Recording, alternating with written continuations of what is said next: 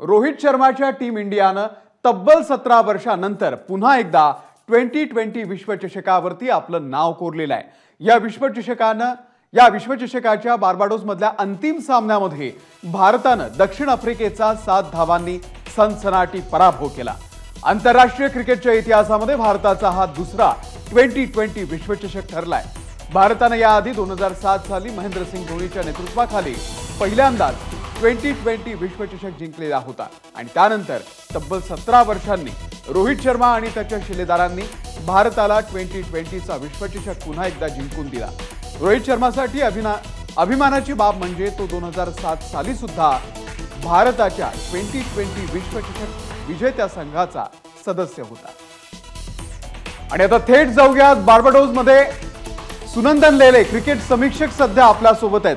सुनंदन, आज भारतासाठी सगळ्यांसाठी रात्रीपासून अगदी सेलिब्रेशन सगळीकडे सुरू आहे। तब्बल 17 वर्षांनंतर भारतानं 2020 विश्वचषकावरती नाव कोरलेलं आहे। कसा माहोल होता या मैदानामध्ये आणि काय नेमकं घडलं शेवटच्या 4-5 ओव्हरमध्ये? विलक्षण होता, विलक्षण। कारण सामने खूप पाहिले, एन्जॉय केले। 7 सालचा वर्ल्ड कप सुद्धा असाच चित्तथरारक झाला होता।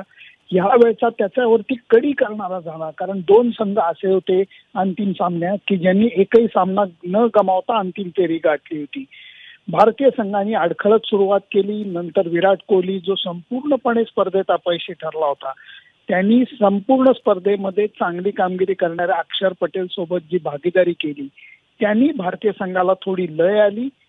विराटनी पाऊणशतकी खेळी केली, अक्षरनी चांगली खेळी केली, तळात शिवम दुबेनी थोडंसं योगदान दिलं आणि भारताने 175 धावांचा टप्पा ओलांडला। भारताप्रमाणेच अडखळत सुरुवात त्यांची झाली, पण नंतर क्लासेननी जी बॅटिंग केली त्यांनी वेळ लागायची वेळ आली आणि शेवटच्या 4 षटकात 26 धावा फक्त करायच्या होत्या। T20 क्रिकेटमध्ये या अजिबात मोठ्या समजल्या जात नाहीत, परंतु ज्या वेळेला फलंदाज बाद होतो त्याच वेळेला फक्त दडपण वाढतं। आपण सतत सांगत होतो एबीपी माझावरती, आणि तसंच झालं। भारतीय बॉलर्सनी समोरच्या बॅट्समनची शिकार केली आणि डोळ्याचं पारणं फेडणारा सामना त्यांच्याच हातातनं निसटला आणि भारताच्या हातात विसावला। आणि एक गोष्ट सांगायला लागली, सूर्यकुमार यादवनी तो बाउंड्री लाईन वरती झेल नाही पकडला, विश्वचषक पकडला। अगदी खरं आहे सुनंदन। आणि विश्वचषक तर आपण जिंकला, परंतु आणखी एक मोठी घटना घडली, ती म्हणजे रोहित शर्मा आणि विराट कोहली यांनी 2020 क्रिकेटमधून घेतलेली निवृत्ती। त्याबद्दल तुम्ही काय सांगाल? भावनिक झालो रे आम्ही सगळेच, कारण या दोघांनी काय भारतीय संघासाठी केलंय हे माहितीये। आणि रोहित तर 2007 सालच्या विश्वचषकाचा सुद्धा सदस्य होता।